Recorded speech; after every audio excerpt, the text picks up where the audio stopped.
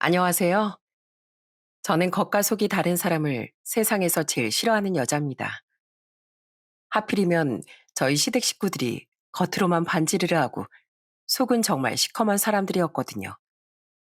그 정도가 얼마나 심했는지 아마 제 사연을 듣는 분들 대부분이 많이 놀라실 겁니다.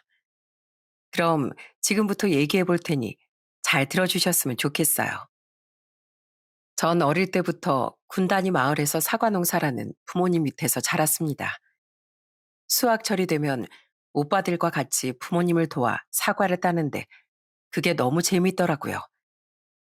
제 손으로 직접 딴 사과를 한 입에 베어 물면 너무 맛있어서 행복했어요. 저희 엄만 팔기 어려운 사과들은 잼으로 만들어 주셨는데 그걸 빵에 발라 먹으면 얼마나 맛있었는지 모른답니다. 엄마, 나 밥 대신 맨날 이렇게 식빵에 사과잼 발라 먹으면 안 돼요? 내가 여태까지 먹어본 음식 중에 이게 제일 맛있단 말이에요. 하지만 부모님이 사과 농사라면서 늘 행복한 일만 있었던 건 아니었답니다. 제가 대학생 때 정말 큰 태풍이 전국을 강타한 적이 있었는데 그때 가수원에 있던 사과의 7, 80%가 태풍 때문에 다 떨어져 버렸거든요. 그때 저희 아빠가 얼마나 절망하셨는지 모릅니다. 아이고, 정말 하늘도 무심하시지. 1년 동안 공들여서 농사 지은 게 다 날아가 버렸잖아. 남은 거 따다가 팔아봤자 얼마 되지도 않는데 이제 우린 어떻게 먹고 사냐 말이야. 저 역시도 떨어져서 멍들고 썩은 사과를 볼 때마다 얼마나 가슴이 아팠는지 모릅니다. 그래서 집안에 뭐라도 보탬이 되어야겠다는 생각에 오빠들이랑 열심히 아르바이트를 했어요. 그리고 몇 달 동안 아르바이트를 했던 돈을 모아서 저희 큰오빠가 대표로 부모님께 드렸어요. 엄마, 아빠, 이거 저희가 아르바이트해서 모은 돈이에요. 올해 농사 망해서 생활비 때문에 걱정 많으셨잖아요. 우리도 이제 어린애 아니고 다 컸으니까 이 정도 보탤 수 있어요. 아휴, 너희가 무슨 돈이 있어서 생활비를 보태. 이거 없어도 엄마 아빠가 더 아껴 쓰면 되니까 도로 가져가거라. 그냥 학교 끝나고 남는 시간에 몇 시간씩 아르바이트 한 것뿐인데요, 뭘. 그리고 이번 태풍 때문에 엄마랑 아빠 엄청 많이 속상해 하셨잖아요. 그러니까 이걸로 생활비도 보태시고 기분 전환할 겸 맛있는 것도 사 드세요. 아휴, 고맙다, 고마워. 너희가 언제 이렇게 다 컸는지. 나랑 너희 아빠가 너희들 덕분에 기운을 낼 수 있겠구나. 그렇게 한바탕 힘든 시간도 가족들끼리 힘을 합쳐 잘 이겨내고 다시 평화로운 생활을 되찾을 수 있게 됐습니다. 저희 오빠들은 직장을 다니다 30대 초반에 1년 차이로 차례차례 결혼을 했는데 올케 언니들이 둘 다 너무 좋은 사람들이더라고요. 명절 땐 시끌벅적하게 고스톱도 같이 치고 맛있는 음식도 같이 해 먹는데 잔칫날 같아서 너무 좋았어요. 평소에도 주말에 올케 언니들이 오면 같이 맛있는 것도 먹으러 가고 정말 행복했습니다. 그래서 저도 나중에 결혼해서 이렇게 좋은 가정을 꾸리고 싶었답니다. 그러다가 시간이 흘러 제 나이가 30대 초반이 되었을 때 건너 건너 지인의 소개로 같은 지역에 사는 남자친구를 만나게 되었습니다. 남자친구는 저보다 나이 3살 많았고 아버지한테서 물려받은 작은 사업을 하고 있었어요. 그런데 무엇보다도 정이 많고 선해 보여서 좋더라고요. 하루는 김장철이라서 제가 주말에 집에서 엄마랑 같이 김장할 거라고 얘기했더니 남자친구가 저한테 이러는 거예요. 선수가, 너네 집은 김장하면 몇 포기해? 우리 집은 김장 한번 할 때 동네 사람들까지 다 불러서 어마어마하게 하거든. 그렇게 만든 김치들은 동네 어렵게 사시는 분들이나 독거노인 분들한테 나눠드리는데 김장 때마다 같이 도우면서 얼마나 뿌듯했는지 몰라. 남자친구의 아버진 당시 군 의원이었는데 지역 주민들을 위해 매년 김치를 잔뜩 만들어 무료로 나눠주신다고 하더라고요. 게다가 평소에도 좋은 일을 많이 하시는 분 같았어요. 하루는 주말에 남자친구랑 영화를 보려고 했는데 그날 남자친구가 아버지와 같이 양로원의 봉사활동을 간다고 하는 거예요. 그게 너무 좋아 보여서 저도 따라가게 되었는데 거기서 남자친구의 아버지를 처음 뵙게 되었습니다. 남자친구의 아버진 양로원에 계신 할머니, 할아버지들한테 정말 친절하게 잘해주시더라고요. 아이고, 어르신, 요즘 날씨가 추워서 그런가 피부가 다 트셨네요. 제가 발 깨끗하게 씻겨드리고 로션도 촉촉하게 발라드릴 테니까 조금만 기다리세요. 아유, 이거 참 고마워서 어쩌나. 내가 거동이 불편해서 발 하나 씻는 것도 정말 힘들거든. 그런데 자네 같은 사람도 이렇게 자주 와주니까 내 얼마나 고마운지 몰라. 그날 봉사활동이 끝나고 나선 남자친구 아버지가 고깃집에 가서 밥을 사주셨어요. 그런데 식당 직원분한테도 인자하게 웃으며 엄청 친절하게 대해주시더라고요. 전 이렇게 늘 남을 위하며 사는 집안에 시집가면 정말 행복하겠다는 생각이 들었어요. 그렇게 전 남자친구와 결혼을 약속하고 양가 인사도 드린 후 상견례를 하게 됐습니다. 그런데 상견례가 끝난 후 저희 아빠가 저만 있을 때 이렇게 말씀하시더군요. 선수가 너희 시부모님 되실 분들 정말 좋은 분들인 것 같더구나. 난 정치하는 사람들은 다 욕심 많고 이기적인 줄 알았거든. 그런데 평소에 그렇게 봉사활동도 많이 하고 말씀하시는 것도 인자하시니 내가 다 안심이 되더라고. 제가 느꼈던 것처럼 저희 부모님도 저희 예비 시부모님을 정말 좋게 보셨나 봐요. 그래서 저는 아무 탈 없이 남자친구와 결혼을 할 수 있게 되었습니다. 그런데 결혼하고 보니까 시부모님이 두 분 다 배울 점이 참 많으신 것 같더라고요. 시댁 식구들과 같이 외출이라도 하면 시부가 길가에 떨어진 쓰레기도 직접 주우시고 누가 길이라도 물어보면 목적지까지 같이 가면서 친절하게 알려주시더라고요. 그것 때문에 외출할 때 딴 길로 샜던 적이 한두 번이 아니었답니다. 그런데 이런 시부를 물심양면으로 뒷바라지하는 시모도 정말 대단해 보였어요. 끼니 때마다 시부를 위해 매일 진수성찬을 차리시더라고요. 아이고, 오늘 나물이 살짝 짜게 됐네. 세아가, 내가 나물은 다시 무칠 테니까 나머지 반찬들만 먼저 상으로 가져가거라. 네 시아버지 배고프면 예민해지시니까 얼른 가져가. 아, 이것도 맛있기만 한데 새로 무치시게요? 밥 먹을 때마다 이렇게 두 번, 세 번 음식 하시느라 힘드시겠어요. 힘들어도 해야지. 네 시아버지가 좋은 일 하는데 마누라가 돼가지고 이 정도 내조도 못하면 되겠니? 자고로 밥 잘 먹이는 게 최고의 내조인 거야. 저 같으면 그 정도는 그냥 먹으라고 할 텐데 그렇게 사소한 것까지 시부한테 맞춰주시는 게 엄청 대단하신 것 같더라고요. 그리고 얼마 후 남편한테서 말로만 듣던 김장때가 되자 그 엄청난 규모에 입을 쩍 벌리고 말았습니다. 몇백 폭이나 되는 배추를 갖다가 동네 사람들이랑 같이 김장을 하는데 완전 공장이 따로 없었어요. 어, 어머님, 저도 결혼하기 전에 엄마랑 같이 김장 여러 번 해보긴 했는데 이렇게 공장처럼 많은 양을 하려니까 정신이 너무 없네요. 그래도 저 최대한 열심히 해볼 테니까 제가 잘 못하는 게 있으면 그냥 따끔하게 얘기해 주세요. 아셨죠? 그런데 그렇게 김장을 하는 와중에 남편이랑 시동생과 시부는 전혀 김장을 안 돕더라고요. 그러다가 김장이 다 끝난 후 동네 어려운 분들한테 나눠줄 때가 돼서야 차를 끌고 나섰습니다. 제가 그게 좀 이상한 것 같아 시모한테 물어보니까 저한테 이러시더군요.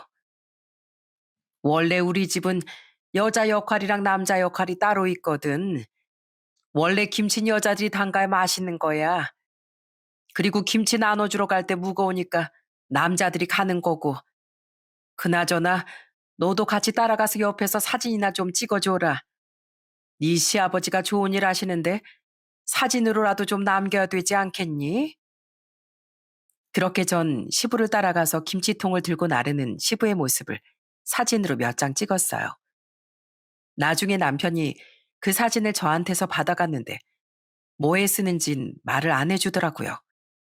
그래도 시모가 그날 김장한 김치를 저희한테도 나눠주셔서 한동안 참 맛있게 먹었답니다. 저는 결혼하고 나서 시부모님하고도 참 잘 지냈지만 남편 덕분에 웃는 날도 정말 많았어요. 남편은 시간 날 때마다 저희 부모님이 운영하시는 과수원에 가서 일을 도와드리는데 그 모습이 너무 좋아 보이더라고요. 아버님, 이제 이런 건 직접 하지 마시고 저 같은 젊은 사람 시키세요. 제가 그래도 아버지 따라서 봉사활동 많이 다녀본 사람이라 이런 몸 쓰는 일 은근히 잘하거든요. 그리고 집에 쓰레기 분리수거 할 거 있으면 저한테 말씀하시고요. 제가 이런 건 후딱후딱 가서 버리겠습니다. 아이고, 내가 사위를 얻은 거지. 일꾼을 얻은 게 아닌데 뭘 그렇게 도와준다고 그래. 자넨 그냥 우리 집에 와서 맛있는 거나 먹고 푹 쉬다 가게. 그래도 그건 아니죠. 제가 명색이 사위인데 어머님 아버님 덜 고생하시게 이 정도는 해야 되는 거 아니겠어요? 그러니까 시키실 거 있으시면 그냥 편하게 저한테 시켜주세요. 저는 그런 남편과의 사이에서 아들 둘을 낳게 됐습니다. 그런데 이제 제가 애까지 낳으니까 완전히 이씨 집안 사람이 되었다고 생각한 걸까요? 예전엔 안 그러셨던 시부모님이 어느 순간부터 가부장적인 모습을 저한테 보여주기 시작하신 거예요. 제가 애들을 데리고 시댁에 갈 때마다 시부가 저한테 이렇게 얘기하시더군요. 애미야, 요즘 세상에 아무리 딸이 좋다고 하지만 그래도 아직까지는 아들이 최고인 거 알지? 이게 다 우리 이씨 집안 대를 잇는 거잖아. 만약에 딸 낳았으면 어떡할 뻔했어? 전 사실 딸이든 아들이든 상관없었는데 시부모님은 자꾸만 제가 아들만 낳아서 다행이라는 얘기를 하시더라고요. 게다가 언젠가부턴 시모가 자꾸만 저한테 잔소리를 하시는 거예요. 애미야, 너 내가 네 시아버지 뒷바라지 하는 거 봤지? 내가 하는 것처럼 너도 사업하는 네 남편 뒷바라지를 잘해야 한다. 자고로 아내가 남편 내줄 잘해야 집안이 바로 서는 거야. 알았니? 전 그때까지만 해도 그냥 알았다고 하고 말았어요. 시모가 그렇게 잔소리를 하지 않아도 제 나름대로 남편 뒷바라지를 잘하고 있다고 생각했거든요. 평소에 남편 밥도 잘 챙겨주려고 노력했고 가끔씩 커피나 간식을 사들고 남편 회사에 가서 직원들한테 나눠주기도 했습니다. 직원들한테 잘해줘야 그분들이 열심히 일해서 저희 남편 회사가 더 잘 돌아갈 수 있을 거라고 생각했거든요. 그런데 시간이 갈수록 시부모님의 가부장적인 모습이 점점 더 심해지기 시작하더군요. 하루는 시댁에 갔는데 남편이 그날 급한 미팅이 있어서 미팅 끝나고 가는 바람에 정장을 입고 있었어요.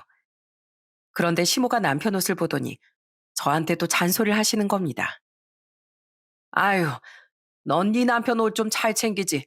바지 밑단이 이게 뭐니? 바지 길이가 짧아가지고선 발목이 훤히 보이잖아. 명색이 사업하는 사람인데 정장 하나만큼은 깔끔하게 입고 다니게 해줘야 될 거 아니야. 어머님, 그거 그이가 그렇게 입고 싶다고 해서 입은 거예요. 요즘 젊은 사람들은 바지를 살짝 그렇게 짧게 입는 게 유행이라면서 본인이 직접 세탁소에 맡겨서 수선한 거라고요.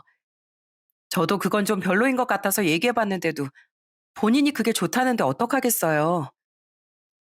제가 그렇게 얘기했는데도 시모는 그래도 남편 옷차림은 마누라가 신경 써줘야 되는 거라며 끝까지 제 탓을 하시더라고요. 그러다가 하루는 시댁에서 밥을 먹는데 남편이 평소에 시부가 시모한테 하는 것처럼 저한테 여보 물 하고 시키는 겁니다. 그래서 제가 지금 나 애들 밥 챙겨주고 있으니까 물은 당신이 떠먹으라고 했더니 시모가 저한테 또 화를 내시더군요. 예, 너 지금 네 남편한테 말 대꾸 하는 거니? 남편이 물 갖다 달라고 하면 갖다 주면 될 것이지. 어디서 직접 갖다 먹으라고 짜증을 내고 있어? 어머님, 제가 지금 놀고 있는 게 아니잖아요. 저희 애들 밥 챙겨주느라 제 밥은 먹지도 못하고 있는데 물 하나 정도는 직접 떠먹어도 되는 거 아닌가요? 애들 챙기는 건 당연히 엄마로서 해야 되는 일인 거고 남편 챙기는 일도 마누라로서 해야 되는 일이지 않니? 넌 결혼까지 한 애가 왜 그런 기본적인 것도 몰라? 시모가 평소에 시부를 왕처럼 떠받드는 건 알았지만 그걸 저한테까지 강요하실 줄은 몰랐어요. 그래서 날이 갈수록 점점 스트레스가 쌓이더라고요. 그런데 문제는 제가 그렇게 존경했던 시부의 모습도 전부 다 가짜였다는 거예요. 결혼하고 몇 년간은 몰랐는데 점점 더 그 이중인격적인 모습이 눈에 보이기 시작하더군요. 밖에선 모르는 할머니의 짐도 들어주는 친절한 분이었는데 집에선 누워서 이거 가져와라 저거 가져와라 하면서 손 하나 까딱 안 하시는 거예요. 게다가 밖에선 그렇게 착한 척하던 시부가 집에만 오면 그렇게 남들 흉을 많이 보더라고요. 아유, 난 세상에서 무능한 노인네들이 제일 싫어. 나이 먹었어도 나처럼 남들이 우러러보는 자리에 앉아서 존경받는 생활을 해야지. 몸도 아파서 아무 일도 못하는 주제에 잘 찾아오지도 않는 자식들이나 기다리는 노인네들 보면 아주 한심해 죽겠다고. 그런데 뭐니 뭐니 해도 그런 노인네들이 살살 구슬리기엔 제일 좋단 말이지. 가진 거 없고 평소에 대우를 못 받으니까 내가 조금만 잘해주면 금방 넘어오잖아. 하여간 멍청한 노인네들이 생각도 짧아가지고 속여먹기 딱 좋아.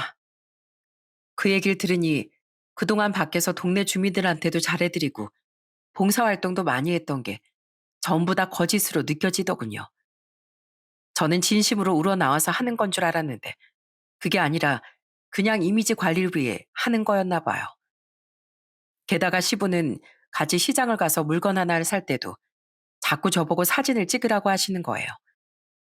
시장 상인분들한테 어찌나 인심 좋게 하시는지 그 모습만 보면 아주 천사가 따로 없었습니다. 그런데 막상 집에 오면 어떻게 하는 줄 아시나요? 시장에서 산 물건을 저한테 주면서 이러는 거예요. 애미야, 이거 이제 필요 없으니까 쓰레기통에 갖다 버려라. 요즘에 위생이 얼마나 중요한데 시장에서 산 걸 뭘 믿고 먹겠니? 그나저나 너 아까 내가 사진 좀 자연스럽게 찍으라고 했지? 연출한 티 나면 안 된다고 했잖아. 아버님, 사진이고 뭐고 아무리 생각해도 이건 좀 아닌 것 같아요.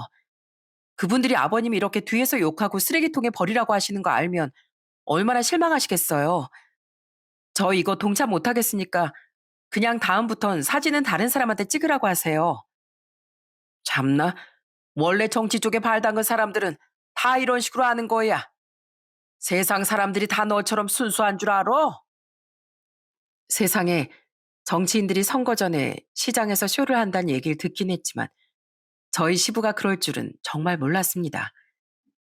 그런데 문제는 그렇게까지 했는데도 시부가 선거에서 떨어졌다는 거예요. 저도 자세한 내용은 모르는데 무슨 비리를 저질렀다며 이상한 소문이 났다고 하더라고요. 그런데 선거에서 낙선하자 시부가 가족들한테 불같이 화를 내기 시작하는 거예요. 이거 분명히 다른 후보 쪽에서 헛소문 퍼뜨린 거야. 그러니까 너네들도 진작에 인터넷에서 다른 후보들 비방 좀 하고 그랬어야지. 젊은 것들이 인터넷도 잘하면서 그런 것도 안 해. 결국 시부가 비리를 저질렀다는 건 나중에 무죄로 밝혀지긴 했지만 인터넷에서 다른 후보를 비방하라고 하는 시부의 말이 너무 어이가 없어 한동안 시댁에 방문하는 것도 꺼려지더라고요. 그런데 솔직히 시부모님만 이런 식이었으면 그래도 제가 계속 참았을 겁니다. 그런데 역시 그 아버지의 그 아들이라고 저희 애들이 점점 커가면서 남편도 점점 시부의 모습을 닮아가기 시작하더군요. 이제 초등학교 저학년밖에 안 된 저희 애들한테 남편이 맨날 이런 얘기를 하는 거예요. 얘들아, 너희들은 인성이고 뭐고 필요 없으니까 공부만큼은 무조건 잘해야 된다. 너네가 나중에 명문대를 가야 이 아빠랑 할아버지 체면이 사는 거야.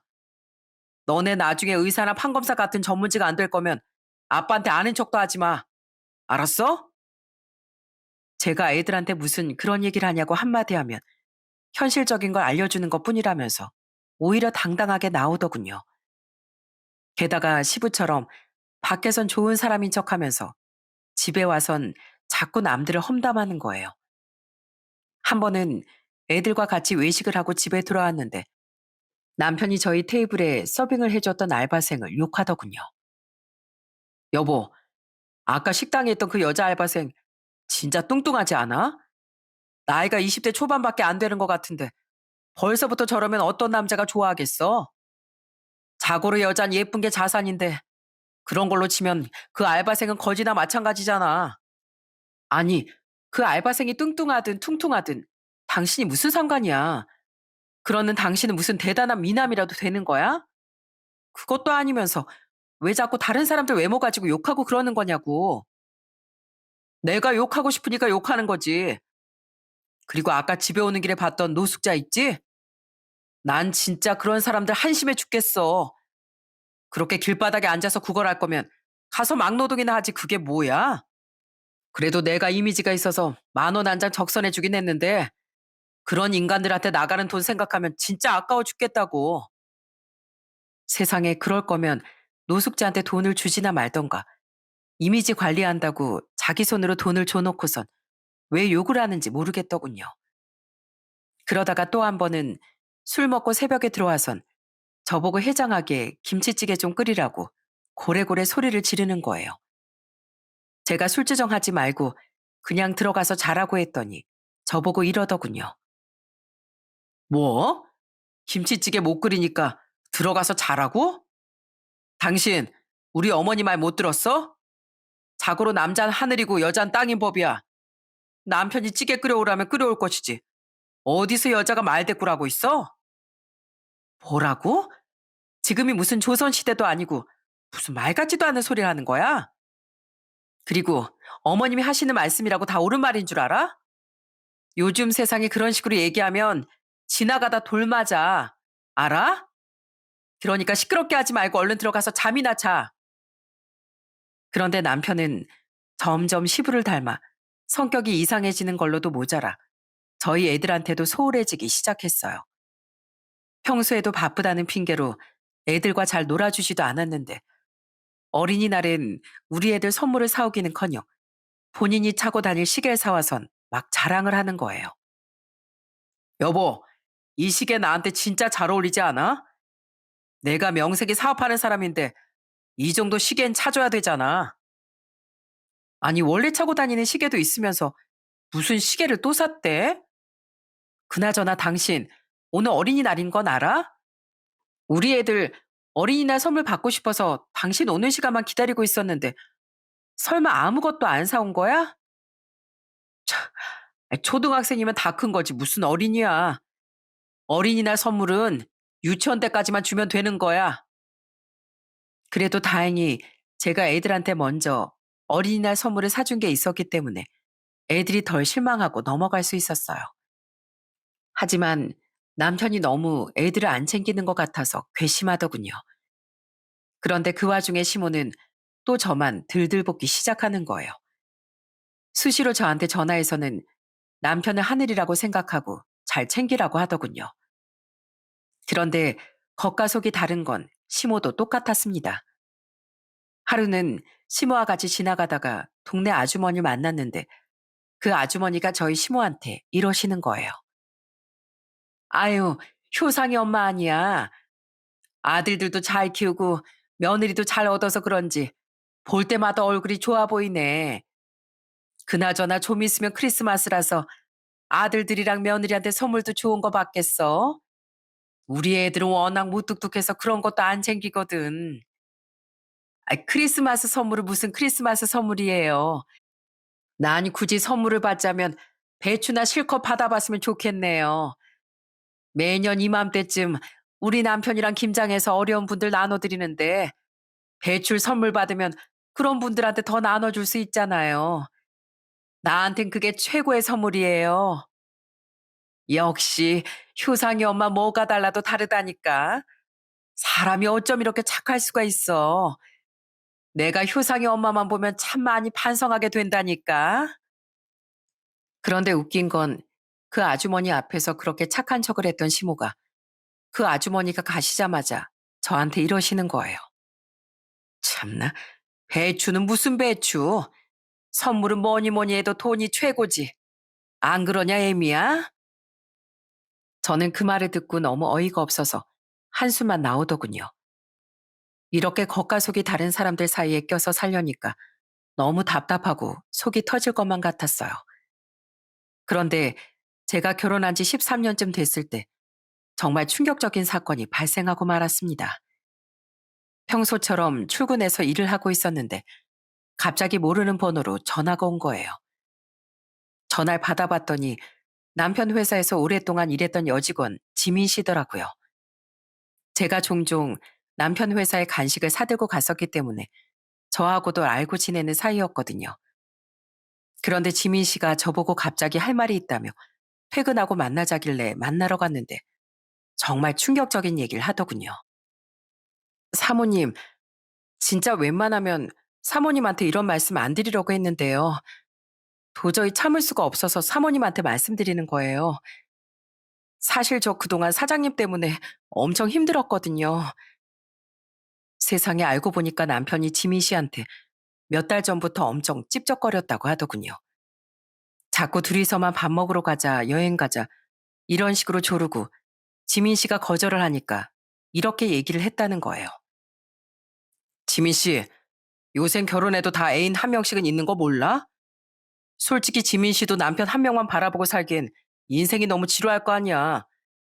그러니까 자꾸 싫다고만 하지 말고 좀 긍정적으로 생각을 해보지 그래? 게다가 회사에서도 지민 씨가 탕비실에 커피라도 타러 가면 자꾸 따라와서 귀찮게 했다고 합니다. 지민 씨, 왜 내 문자에 답장 안 해? 나랑 영화 한번 보는 게 그렇게 싫어? 남편한테 야근한다고 하고 나랑 데이트 좀 하자니까. 게다가 퇴근할 때도 지민 씨를 붙잡으면서 이랬다더군요. 지민 씨, 내가 차 태워줄 테니까 내 차 타고 가. 대신에 집 가기 전에 나랑 좋은 데 좀 가자. 어딘진 말 안 해도 알지? 사장님, 제발 이러지 좀 마세요. 저 결혼해서 애까지는 유부녀고요. 사장님한테 전혀 관심 없습니다. 제발 절 그냥 직원으로만 생각해 주시라고요. 아휴, 지민 씨 이제 보니까 되게 멍청하구나. 나 우리 회사 대표야. 직원이 대표랑 깊은 사이 되면 얼마나 특혜를 많이 주겠어. 지민 씨 설마 그런 것도 생각 못하는 사람이야?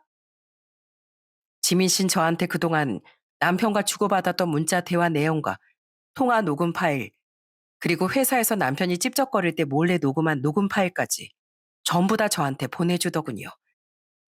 사모님, 저 진짜 사장님 때문에 매일 회사에 출근할 때마다 끔찍해 죽겠어요. 마음 같아선 그냥 확 들이받고 회사 그만둘까 생각도 많이 했었는데 제가 애엄마다 보니까 받아주는 회사가 없을까봐 차마 용기가 없어서 그렇게도 못하고 있어요. 저 진짜 어떡하면 좋죠? 저는 그 얘기를 듣고 지민 씨가 너무 안쓰러운 한편 남편이 그런 짓을 했다는 것에 엄청난 분노가 치밀고 말았습니다. 남편이 최근 들어 성격이 변하긴 했어도 밖에서 그런 더러운 짓거리를 하고 다닐 줄은 몰랐거든요. 안 그래도 시부모님 때문에 스트레스를 엄청 많이 받고 있었는데 남편마저 이런 사람이니 이젠 안 되겠다는 생각이 들었어요. 그래서 그날 집에 온 남편한테 지민 씨한테 받은 문자 캡처본을 보여주며 이렇게 얘기했습니다. 당신 아무리 할 짓이 없어도 그렇지 어떻게 사장이 애까지 딸린 유부녀 직원한테 이딴 행동을 해? 그러는 당신도 애가 둘이나 있는 유부남이면서 어떻게 처자식 생각은 안 하고 이런 짓을 할 수가 있냐고. 그런데 남편은 잘못을 인정하긴커녕 오리발을 내밀기 시작하더군요. 당신 설마 이 문자 내용을 믿는 거야? 이거 다 조작된 거야. 지민 씨가 얼마 전에 나보고 월급 올려달라고 했는데 내가 못 올려준다고 하니까 억하심정에 가짜로 문자 내용 만들어서 날 모함하고 있는 거란 말이야. 거짓말 하지 마. 내가 그 말에 속을 것 같아? 나 솔직히 여태까지 당신이랑 사는 거 진짜 힘들었거든? 어머님이 나한테 당신 하늘처럼 섬기라고 맨날 들들 볶는 것도 짜증났고 이중인격자 같은 당신 식구들 장단에 맞춰주는 것도 이골이 나 죽겠다고. 그리고 당신 솔직히 말해서 우리 애들한테 아빠 역할도 안 하잖아. 그런데 이젠 회사 여직원한테 이딴 더러운 짓까지 하는데 내가 당신 같은 사람이랑 계속 살아야겠어? 계속 못 살면 어쩔 건데? 설마 나하고 뭐 이혼이라도 하겠다는 얘기야? 그래, 이혼해. 나 당신도 싫고 당신의 식구들도 지긋지긋해 죽겠어. 그러니까 그냥 여기서 깨끗하게 갈라서자고. 참나, 당신 우리 아버지 군의원 출신인 거 몰라?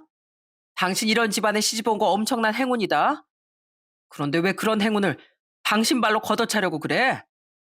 그리고 당신은 내가 뭐 큰 잘못을 해서 이혼하는 것처럼 얘기하는데 마누라가 남편 말을 최우선으로 믿어야지. 왜 남의 말을 믿어? 내가 아니라면 아닌 거지. 왜 이혼 타령까지 하고 있냐고. 됐고, 난 당신 이혼 못하면 이혼 소송까지 할 거니까 그런 줄 알아. 내가 증거 다 가지고 있으니까 그렇게 이혼이 하기 싫으면 소송해서 이혼하자고. 그 후 저는 남편이 계속 이혼을 못 해준다고 하길래 결국 이혼 소송을 진행하게 되었어요. 그런데 이혼 소장을 접수한 날 시모라는 사람이 아주 제 속을 한 번 더 뒤집더군요. 제가 자기 아들과 이혼 소송 중인 것도 모른 채 저한테 전화해서는 이러는 거예요. 예, 네 시아버지 이번에 또 지방선거 나가는 거 알지? 이럴 때일수록 김장이 엄청 중요한 거다. 내가 너네 집으로 절임 배추 200포기 보냈으니까 올해 네가 김장 좀 해와라. 내가 웬만하면 같이 하겠는데 나도 나이를 먹었더니 영 힘들어서 말이지. 뭐라고요? 절임 배추 200포기를 보내셨다고요? 아니 그걸 왜 저한테 보내시는데요? 그럼 네가 우리 집 며느리인데 너한테 보내지 누구한테 보냈니? 그리고 너 내가 지난번에 동네 아줌마한테 크리스마스 선물로 배추 받고 싶다고 한 거 기억나지? 그러니까 너도 그냥 이거 크리스마스 선물이라고 생각해라. 어차피 이거다 어려운 사람들 도와주는 건데 봉사하고 좋지 않니? 세상에 시부가 선거에 나간다고 이미지 관리를 하느라 김장을 하는데 그걸 한마디 상의도 없이 며느리한테 떠넘긴다는 게 말이 되나요?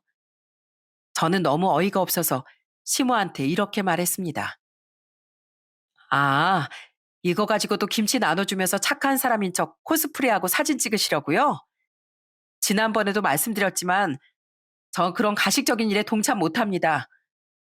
그러니까 김장하고 싶으시면 저한테 시키지 말고 직접 하세요.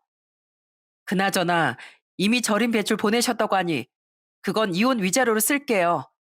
물론 겨우 이것 가지고는 안 되는 거 아시죠? 뭐야? 이혼 위자료라니? 너 지금 그게 무슨 말이냐? 무슨 말이긴요? 어머님 아들이랑 이혼한다는 얘기죠. 저 어머님 아들과 이혼 소송 중인 거 얘기 못 들으셨어요? 뭐라고? 이혼 소송? 갑자기 무슨 이혼 소송이라는 거야? 그럼 제가 언제까지 이런 집안에서 참고 살 줄 아셨어요? 시부라는 사람은 이미지 관리에 미쳐가지고 밖에선 착한 척하면서 집에선 독불장군처럼 살지. 시모라는 사람은 맨날 며느리한테 막말하고 잔소리나 하지. 남편이란 놈은 애들도 안 챙기면서 밖에서 유부녀 여직원한테 찝쩍거리기나 하는데 제가 이런 집안에서 왜 계속 며느리로 있어야 되냐고요. 제가 그렇게 말하자 시모가 깜짝 놀라선 저한테 이러더군요. 뭐? 우리 아들이 유부녀 여직원한테 찝쩍거려? 그게 도대체 무슨 소리야? 그 인간이 유부녀 여직원한테 남편 몰래 만나자면서 엄청 괴롭히고 있었다고요. 그 여직원이 저한테 문자 캡처본이랑 통화 녹음 파일까지 다 보내줬거든요. 그나저나 저 이혼할 때 하더라도 그냥은 이혼 못해요. 저 여태까지 그쪽 집안 식구들이 어떻게 했는지 다 폭로할 거라고요. 좀 있으면 선건데 그 모든 일들이 폭로되면 아주 볼만하겠네요. 선한 사람인 척하던 전 군의원이 뒤에선 이중인격자처럼 행동하는 거 알면 사람들이 얼마나 실망할까요? 게다가 아들은 망나니처럼 굴고 있다는 것까지 알면 아마 다음부터는 선거에 나가지도 못하겠죠? 너 그게 무슨 소리야? 이 중요한 시기에 그런 짓을 하면 우리더러 어떡하라고? 너 설마 기자들 만날 거니? 아니면 뭐 현수막이라도 붙일 거야? 너 그런 짓 하면 우리 집안 다 망하는 거야. 시모가 다급한 목소리로 그렇게 얘기했지만 전 더 듣기도 싫어서 그냥 전화를 확 끊어버렸어요. 그런데 시모가 남편한테 연락을 했는지 1시간쯤 지나자 남편과 시부모가 같이 절 찾아오더군요. 저한테 먼저 애원하기 시작한 건 바로 남편이었습니다. 여보, 나 당신이 통화 녹음 파일까지 가지고 있을 줄은 몰랐단 말이야. 근데 나 진짜 잠깐 실수한 것뿐이지 진심 아니었어. 그러니까 제발 이번 한 번만 없던 일로 치고 넘어가 주라. 어? 야, 그렇게 내가 너한테 증거 다 있다고 얘기했지? 내가 너 이렇게 나오나 지켜보려고 문자 캡처 사진만 보여준 거야. 그런데 네 입으로 그거 다 조작된 거라며? 근데 내가 갖고 있는 통화 녹음 속 목소린 누가 들어도 네 목소리던데? 설마 그것까지 가짜라고 할 건 아니지? 여보, 진짜 미안해. 내가 잘못했어. 난 그냥 지민 씨랑 친해지고 싶어서 그랬던 것뿐이야. 웃기지 마. 그냥 친해지고 싶다면서 남편 몰래 애인처럼 지내자는 말을 하냐? 그나저나 지민 씨 캐톡 프로필 사진 보니까 남편분이 덩치도 엄청 크고 성격도 있어 보이시던데 너 지민 씨 남편한테 걸리면 아주 작살나겠다. 아예 내가 지민 씨 남편한테 먼저 확 불어버릴까? 안 돼. 제발 그러지 마. 내가 다 잘못했으니까 그것만 하지 말아줘. 그런데 남편이 그렇게 애원을 하니까 옆에 있던 시부가 남편한테 버럭 화를 내더군요. 야, 이놈아. 세상에 여자가 얼마나 많은데 하필이면 결혼한 유부녀를 꼬시고 있어? 안 그래도 요즘에 선거철이라 이미지 관리가 얼마나 중요한데 왜 하필이면 지금 이 시기에 그런 짓을 해가지고 우리 며느리 입에서 이혼 얘기가 나오게 하냔 말이야. 그 와중에도 선거 얘기만 하는 시부를 보고 너무 어이가 없더군요. 그래서 저는 시부한테 이렇게 얘기했습니다. 저기요, 아버님. 뭔가 착각하시나 본데 제가 이혼하겠다고 한 이유는 이 사람 때문만이 아니라 어머님, 아버님 때문도 있거든요. 저요. 그동안 아버님이 선거 때문에 밖에서만 착한 척하고 다니시는 거 진짜 보기 힘들었어요. 그래 놓고 집에서 왕처럼 군림하면서 본인보다 못나 보이는 사람들 매번 험담하고 욕하셨잖아요. 과연 사람들이 아버님의 그 모습을 보면 어떻게 생각할까요? 청렴하고 선해 보이는 사람이 실제로는 그런 사람인 걸 알게 돼도 과연 아버님을 뽑아줄까요? 저 이거 그냥 못 넘어가요. 아버님이 어떤 사람인지 다 폭로할 거라고요. 애미야, 너 지금 무슨 말을 하는 거니? 네가 그런 말하면 나 이번 선거 물론이고 다음부터 나의 선거에 나가지도 못해. 내가 다 잘못했으니까 네가 원하는 걸 다 말해봐라. 우리 아들이랑 살기 싫으면 이혼해도 되고 애들도 데려가도 되니까 원하는 걸 말해보라고. 저는 이왕 이렇게 된 거 저희 애들의 미래를 위해서라도 금전적으로 확실하게 해야겠다고 생각이 들었어요. 그래서 한참 고민하다가 시부한테 이런 조건을 내밀었습니다. 그럼 일단 애들은 제가 키우는 걸로 하고요. 애들 양육비로 한 명당 100만 원씩 매달 200만 원으로 계산해서 일시불로 양육비 다 주세요. 저 양육비 때문에 이 인간이랑 연락하는 것도 싫거든요. 그리고 저희 애들 살 집은 필요하니까 지금 저희가 살고 있는 집 제 명의로 바꿔주시고요. 재산 분할도 딱 절반으로 해주세요. 그렇게 해주시면 제가 그냥 입 다물고 조용히 이혼하겠습니다. 그러자 그 얘기를 들은 남편이 기겁을 하면서 저한테 이러더라고요. 아니, 양육비 일시불 지급에 집도 주고 재산도 반씩 나누자고? 당신 너무 심한 거 아니야? 심하긴 뭐가 심해? 당신이랑 당신 식구들이 잘못해서 이혼하는 건데 내가 이 정도는 받아야 덜 억울하지 않겠어? 그리고 난 그래도 최대한 줄여서 얘기한 거야. 남들은 이런 상황이면 재산 반반이 아니라 70%에서 80%까지 다 요구해. 그런데도 남편은 그건 너무 많다면서 계속 발악을 하더군요. 그러자 옆에 있던 시모가 남편을 말리면서 이러는 거예요. 넌 지금 우리 집안이 홀랑 망하게 생겼는데 그깟 재산이 중요해? 우리가 그동안 네 아버지 이미지를 어떻게 만들어 놨는데 몇십 년 동안 쌓아놓은 걸 하루아침에 무너뜨리고 싶은 거냐고. 워낙에 대외적인 이미지와 체면을 중시하는 사람들이라 그런지 그 이미지가 무너지는 것만큼은 죽어도 싫었나 보더군요.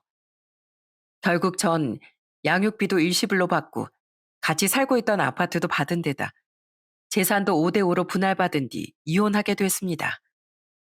처음엔 남편이 애들을 자기가 키우겠다고 우겼는데 이제 초등학교 4학년, 5학년이 된 저희 애들이 극구 거부를 하더라고요. 싫어요. 저 아빠랑 살기 싫단 말이에요. 아빠는 우리한테 관심도 없고 회사 일이랑 돈 쓰는 것만 중요한 사람이잖아요. 그 후 전 남편이랑 같이 살던 아파트를 팔고 친정 근처로 이사를 갔습니다. 제가 이혼하고 나니까 저희 친정 부모님과 오빠들이 저를 엄청 응원해 주더라고요. 저희 큰오빤 제 얘기를 다 듣고 나더니 한숨을 푹푹 쉬면서 이러더라고요. 아휴, 너 결혼하기 전에 상견례 때 봤을 땐 되게 점잖고 좋은 분이신 것 같더니 그런 본 모습이 있었단 말이야? 역시 정치인들 중에 속이 시커먼 사람이 많다더니 너희 전 시부가 딱 그런 사람이었네. 세상에 그런 사람들이 군의원을 하면 그 동네 사람들은 망하라는 거야, 뭐야? 오빠 걱정하지 마. 어차피 이번 선거에서 또 떨어졌거든.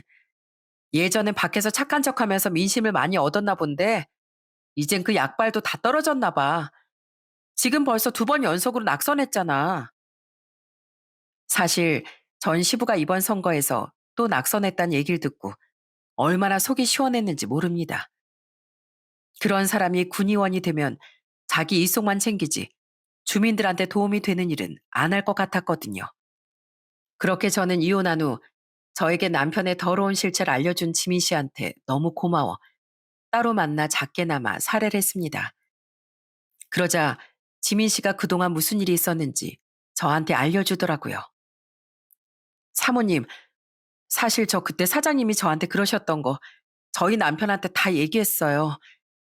괜히 나중에 소문이라도 나면 제가 같이 바람핀 걸로 오해할까봐 그냥 먼저 얘기하는 게 나을 것 같아서요. 그랬더니 저희 남편이 회사에 찾아와서 아주 뒤집어 엎어버리더라고요. 저희 남편이 인상도 좀 센 편이고 덩치도 크다 보니까 사장님이 아주 꼼짝도 못하는 거 있죠? 결국 저희 남편이 고소한다고 했더니 합의금 준다고 하긴 하더라고요. 아유, 그거 참 꼴 좋다. 내가 지민 씨 남편이었어도 절대 가만히 못 있었을 거야. 그러게 결혼해서 애까지 낳고 잘 살고 있는 여직원한테 왜 찝쩍거려? 그런 놈은 그렇게 호되게 당해봐야 정신을 차리지. 그나저나 지민 씨, 그럼 지금은 어디서 일하고 있는 거야? 남편이 그렇게까지 했는데 계속 그 회사에 다니진 않을 거 아니야. 그럼요. 당연히 그때 바로 퇴사했죠. 그 후에 잠깐 쉬다가 얼마 전에 다른 회사에 취직했어요. 지금 다니는 회사는 사장님이랑 다른 직원분들이랑 다 잘해주시고 얼마나 좋은지 몰라요. 그나저나 사모님도 이혼하고 나서 잘 지내시는 것 같아서 다행이네요. 전 사모님이 늘 행복하셨으면 좋겠어요. 사장님은 그런 못된 인간이지만 사모님만큼은 정말 좋은 분이시라는 거 잘 알거든요. 그렇게 지민 씨 일도 잘 해결되고 저도 가족들과 정말 행복한 시간을 많이 보냈습니다. 저희 가족들은 전 시댁 식구들처럼 이중인격이 아니라 정직하고 투명한 사람들이라 너무 마음이 편하더라고요. 좋으면 좋다고 말하고 싫으면 싫다고 말하는 사람들이었으니까요. 하루는 친정 식구들과 같이 식당에 갔는데 음식에서 머리카락이 나온 거예요. 엄마가 식당 직원한테 좋게 좋게 얘기하니까 직원이 죄송하다고 사과를 하면서 음식을 바로 바꿔주더군요. 그렇게 다 먹고 나오는데 저희 엄마가 이러시는 거예요. 그래도 식당 사장님이랑 직원분이 되게 친절하시네. 어찌됐든 사람이 하는 일이니까 실수로 머리카락 정도 들어갈 수 있는 건데 그걸 어떻게 대처하느냐가 정말 중요한 거거든. 그런 의미에서 저 식당은 친절하니까 다음에 또 가야겠다. 다음엔 오늘 먹은 거 말고 다른 메뉴를 좀 먹어봐야겠어. 만약에 똑같은 일이 전 시댁 식구들과 있을 때 벌어졌다면 전 시부가 겉으론 직원한테 괜찮다면서 너그러운 척 해놓고 식당 밖으로 나와선 아마 쌍욕을 한 바가지 했을 거예요. 아마 배운 거 없어서 식당밖에 못하는 주제에 위생 관리도 못한다고 막말을 했을지도 모르겠네요. 게다가 이혼하고 나니 김장할 때도 그렇게 보여주기 식으로 많이 해서 사진까지 찍을 필요 없이 저희 가족끼리만 맛있게 해서 먹으니까 너무 좋더라고요. 게다가 한 번은 저희 작은 아들이 불조심 포스터 그리기 대회에서 최우수상을 탔는데 저희 부모님이 그 사실을 알고 얼마나 축하해 주셨는지 모릅니다. 아이고, 우리 손주가 공부만 잘하는 줄 알았더니 그림도 잘 그리네. 역시 우리 손주가 최고다, 최고야. 오늘 우리 손주 상탄 기념으로 이 할미가 맛있는 거 해주마. 먹고 싶은 거 있으면 얼마든지 말하렴. 전 남편 같았으면 저희 애들이 상을 타든 말든 관심도 없었을 텐데 이젠 저희 친정 식구들이 관심을 많이 가져주니까 애들도 너무 좋아하더라고요. 그렇게 저는 전 남편과 이혼하고 정말 행복하게 잘 지냈답니다. 더군다나 양육비를 일시불로 받아서 전 남편과 연락할 일이 없다 보니 더 좋더라고요. 그래도 전 시부모가 저희 애들 할머니, 할아버지긴 하니까 애들하고만 가끔 만나게 해줬어요. 그렇게 몇 년이 지나고 나서 얼마 전 시댁에 다녀온 저희 애들이 저한테 이러는 거예요. 엄마, 나 이제부터 할머니 집에 안 가면 안 돼요?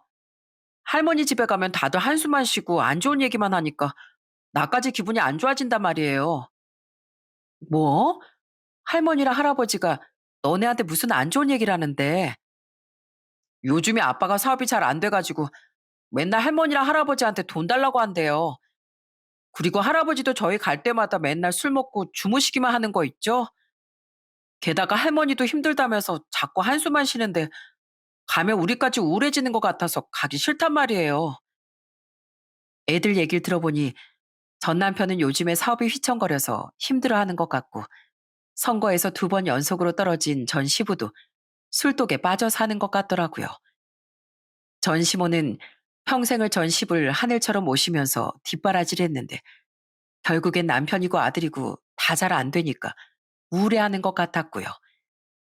역시 겉모습만 중시하고 속은 시커먼 사람들이라 그런지 다들 나락으로 떨어진 것 같았어요. 제가 예전에 어디서 봤던 명언 중에 책 표지만 보고 판단하지 말라라는 명언이 있어요. 전 시댁 식구들 같은 경우엔 표지만 봤을 땐 정말 깨끗하고 좋은 책 같지만 막상 표지를 넘겨보면 낙서와 얼룩으로 가득 차 있는 책이라고 표현해 볼 수 있을 것 같네요. 아마 저희 전 시댁 식구들뿐 아니라 이 세상엔 그런 사람들이 꽤 많을 겁니다. 그런 사람들이 얼른 가면을 벗고 본 모습을 드러내어 다른 사람들이 속지 않는 세상이 되었으면 좋겠습니다. 전 앞으로 정직하고 순수한 저희 가족들과 함께 행복하게 살 거예요. 제 사연을 들어주신 시청자분들 모두 다 행복한 삶이 되셨으면 좋겠습니다. 그럼 전 이쯤에서 제 사연을 마치도록 할게요. 끝까지 들어주셔서 정말 감사합니다.